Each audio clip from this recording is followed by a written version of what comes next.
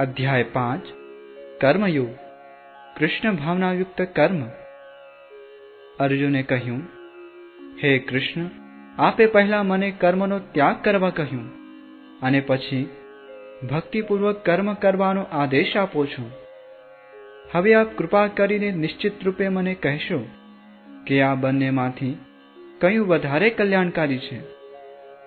પુરુષોત્તમ પરમેશ્વરે ઉત્તર આપતા કહ્યું, મુક્તિ માટે તો કર્મનો ત્યાગ અને ભક્તિયુક્ત કર્મ બંને ઉત્તમ છે, પરંતુ આ બંને પૈકી કર્મના પરિત્યાગ કરતા ભક્તિયુક્ત કર્મ શ્રેષ્ઠ છે. જે મનુષ્ય ન તો કર્મફળનું તિરસ્કાર કરે છે અને ન કર્મફળની ઈચ્છા રાખે છે, તેને નિત્ય સંન્યાસી જાણવું જોઈએ. હે મહાબાહુ અર્જુન, આવો મનુષ્ય સર્વ દ્વંદ્વોથી રહિત થઈને ભૌતિક બંધનને સહજમાં પાર કરીને સંપૂર્ણપણે મુક્ત થઈ જાય છે. અજ્ઞાની મનુષ્યો ભક્તિમય સેવા અર્થાત કર્મયોગને ભૌતિક જગતના પૃથ્થકરણાત્મક અભ્યાસ અર્થાત સાંખ્યથી ભિન્ન કહે છે. જેઓ વાસ્તવમાં જ્ઞાની છે તેઓ કહે છે કે જે મનુષ્યો આમાંથી કોઈ એક માર્ગનું સારી રીતે અનુસરણ કરે છે તે બંનેનું ફળ પ્રાપ્ત કરે છે. જે મનુષ્ય જાણે છે કે પૃથ્થકરણાત્મક અધ્યયન અર્થાત સાંખ્ય દ્વારા જે સ્થાન પ્રાપ્ત થાય છે તે જ ભક્તિ દ્વારા પણ પ્રાપ્ત કરી શકાય છે, અને તેથી જે મનુષ્ય સાંખ્યયોગ તથા ભક્તિયોગને એક સમાન ભૂમિકા પર રહેલા જુએ છે તે જ વસ્તુઓને યથાર્થ રૂપે જુએ છે. ભગવત ભક્તિમાં જોડાયા વિના કેવળ સમગ્ર કર્મોનો પરિત્યાગ કરવા માત્રથી કોઈ મનુષ્ય સુખી થઈ શકતો નથી, પરંતુ ભક્તિમય સેવામાં પરોવાયેલો વિચારશીલ મનુષ્ય પરમેશ્વરને તરત જ પ્રાપ્ત કરે છે.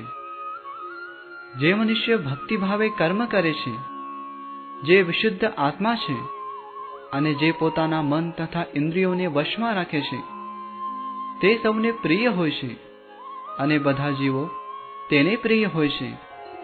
એવો મનુષ્ય હંમેશા કાર્યરત રહેતો હોવા છતાં કદાપી લિપ્ત થતો નથી.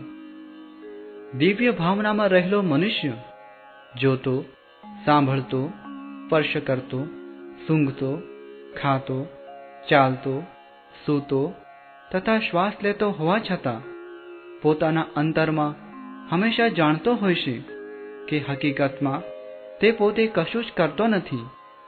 બોલતા, ત્યાગ કરતા, ગ્રહણ કરતા કે આંખો ખોલતા તથા મીચતા પણ તે સદા જાણતો હોય છે કે માત્ર ભૌતિક ઇન્દ્રિયો જ પોતપોતાના વિષયોમાં પરોવાયેલી રહે છે અને પોતે આ સર્વથી અલિપ્ત છે. જે મનુષ્ય કર્મફળ પરમેશ્વરને સમર્પિત કરીને આસક્તિ રહિત થઈને પોતાનું કર્તવ્ય કર્મ કરે છે તે જેમ કમળપત્ર જળથી અસ્પર્શ્ય રહે છે તેમ પાપ કર્મોથી અલિપ્ત રહે છે. યોગીજનો અનાસક્ત થઈને શરીર, મન, બુદ્ધિ અને ઇન્દ્રિયો દ્વારા પણ કેવળ આત્મશુદ્ધિના હેતુ માટે કર્મ કરે છે. ભક્તિમાં સ્થિર થયેલો મનુષ્ય પરમ શાંતિ પામે છે, કારણ કે તે પોતાના સર્વ કર્મના ફળ મને અર્પિત કરે છે. પરંતુ જે મનુષ્ય ભગવાન સાથે સંલગ્ન હોતો નથી તથા જે પોતાના શ્રમના ફળનો લોભી છે તે બદ્ધ થઈ જાય છે.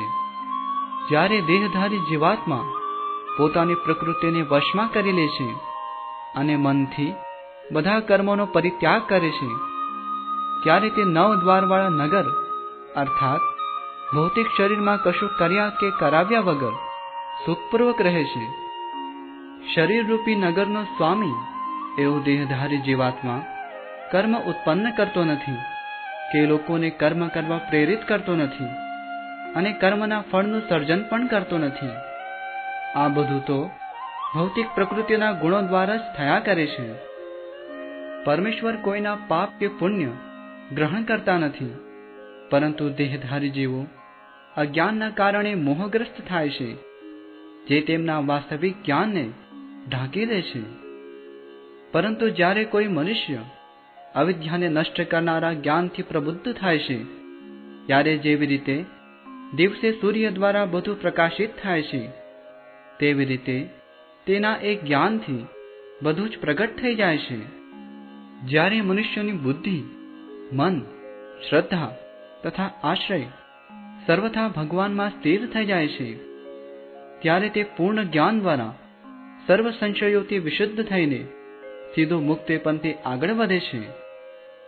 વિનમ્ર સાધુઓ તેમના યથાર્થ જ્ઞાનના પ્રતાપે વિદ્વાન તથા વિનયી બ્રાહ્મણને ગાય, હાથી, કૂતરા તેમજ ચંડાળને સમાન દ્રષ્ટિથી જુએ છે. જેમના મન એકત્વ તથા સમતામાં સ્થિત છે, તેમને જન્મ તથા મૃત્યુના બંધનોને પહેલેથી જ જીતી લીધા હોય છે.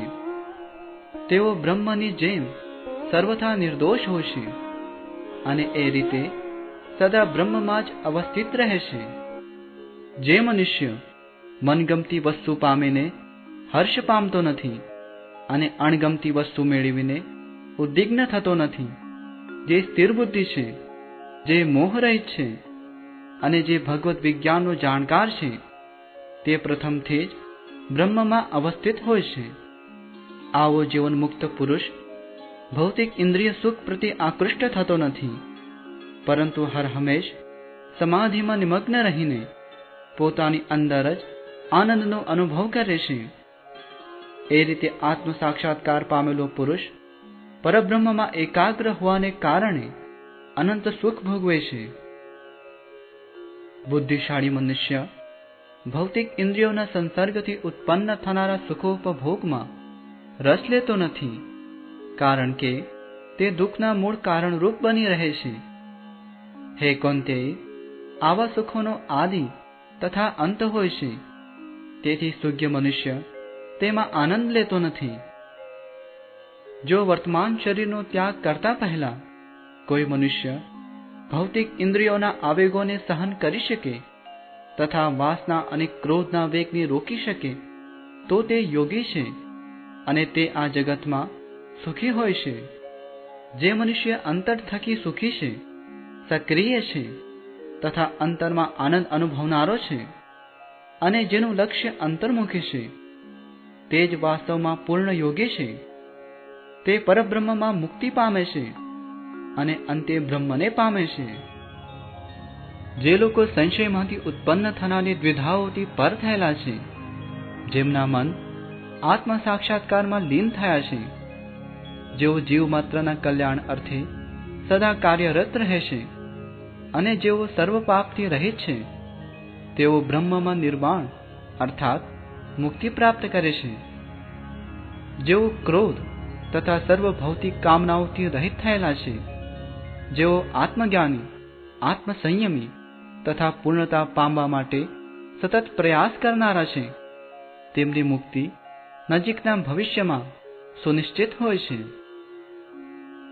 સર્વ બાહ્ય ઇન્દ્રિય વિષયોને બહાર કરીને દ્રષ્ટિને બે ભ્રમરોની વચ્ચે કેન્દ્રિત કરીને શ્વાસ તથા ઉચ્છ્વાસને નસકોરાની અંદર રોકીને અને એ રીતે મન, બુદ્ધિ તથા ઇન્દ્રિયોને વશમાં રાખીને મોક્ષ પ્રતિ લક્ષ્ય રાખનાર યોગી ઈચ્છા, ભય તથા ક્રોધથી રહિત થઈ જાય છે.